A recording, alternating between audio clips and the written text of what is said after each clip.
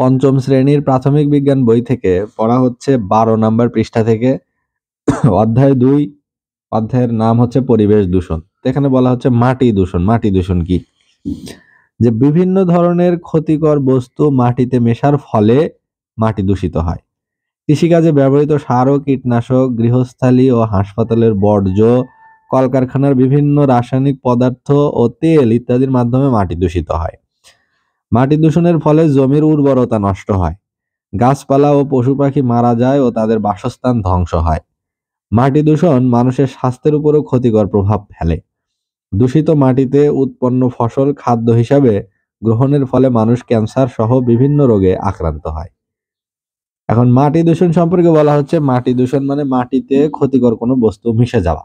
সেটা কিভাবে মিশতে পারে? সেটা হলো কৃষিকাজে ব্যবহৃত সার, কীটনাশক, গৃহস্থালী ও হাসপাতালের বর্জ্য, কলকারখানার বিভিন্ন রাসায়নিক পদার্থ, তেল ইত্যাদি পদার্থ যখন মাটিতে মিশে যায় তখন মাটির স্বাভাবিক গুণাগুণ ব্যাহত হয়, মাটির উপাদানে পরিবর্তন আসে এবং মাটির দূষণ হয়। এবং মাটি দূষণের ফলে জমির যে ফার্টিলিটি বা উর্বরতা, কৃষি উৎপাদনে যে উর্বরতা থাকে সেটা নষ্ট হয়ে যায় এবং গাছপালা ও পশু পাখি মারা যায়, তাদের বাসস্থান ধ্বংস হয় এবং মাটি দূষণের কারণে স্বাস্থ্যের উপরেও ক্ষতিকর প্রভাব ফেলে। কারণ দূষিত মাটিতে উৎপন্ন ফসলের ফলে, অর্থাৎ দূষিত মাটিতে যদি কোনো ফসল উৎপাদন হয় তাহলে সেখান থেকে যে দূষকগুলো যেগুলো ফলের ভিতরে বা সবজির ভিতরে থাকে সেগুলো পরবর্তীতে মানুষকে বিভিন্ন রোগ সৃষ্টিতে সাহায্য করে, ক্যান্সার সহ বিভিন্ন জটিল রোগ হতে পারে।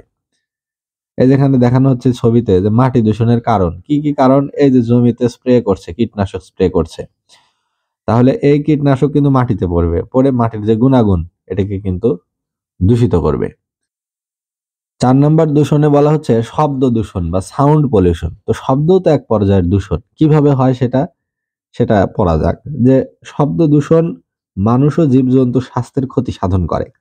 বিনা প্রয়োজনে হর্ন বাজিয়ে, উচ্চস্বরে গান বাজিয়ে এবং লাউড স্পিকার বা মাইক বাজিয়ে মানুষ শব্দ দূষণ করছে। কলকারখানায় বড় বড় যন্ত্রপাতির ব্যবহারও শব্দ দূষণের কারণ। শব্দ দূষণ মানুষের মানসিক ও শারীরিক সমস্যার সৃষ্টি করছে।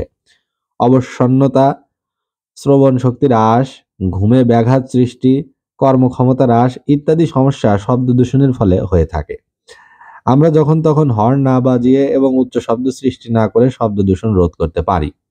এখানে সাউন্ড পলিউশন সম্পর্কে বলা হচ্ছে যে শব্দ দূষণ মানুষ এবং জীবজন্তুর স্বাস্থ্যের ক্ষতি করে।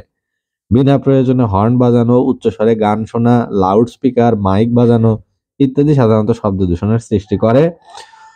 অর্থাৎ হইচই, হট্টগোল, যানবাহনের শব্দ, মাইক বাজানো ইত্যাদি সবই শব্দ দূষণ। তো শব্দ দূষণের ফলে মানুষের শারীরিক, মানসিক অনেক সমস্যা হয়। শারীরিক সমস্যার ভিতরে হচ্ছে অবসন্নতা, অর্থাৎ অলসতা দেখা দেয়, সবসময় টায়ার্ড লাগে, শ্রবণ শক্তি হ্রাস, হেয়ারিং পাওয়ার কমে যায়, ঘুমে ব্যাঘাত ঘটে, স্লিপ ডিসঅর্ডার দেখা যায়, আর শরীরের কর্মক্ষমতা হ্রাস, অ্যাক্টিভনেস, তারপরে চেয়ারফুলনেস এগুলো কমে যায়, প্রফুল্লতা কমে যায়। তাই এটাকে রোধ করার জন্য উচ্চস্বরে হর্ন না বাজিয়ে উচ্চস্বরে শব্দ দূষণ না করে, শব্দ সৃষ্টি না করে আমরা শব্দ দূষণ অনেকটাই কমাতে পারি বা ঠেকাতে পারি। এই যেখানে ছবিতে দেখানো হয়েছে 2টা শব্দ দূষণের কারণ, সেটা হলো এই যে রিক্সায় করে একটা লোক মাইকিং করছে। তো মাইকিং করে শব্দ দূষণ, এটা উচ্চস্বরের শব্দ মানুষের কানে গিয়ে মানুষকে বিরক্তির সৃষ্টি করে।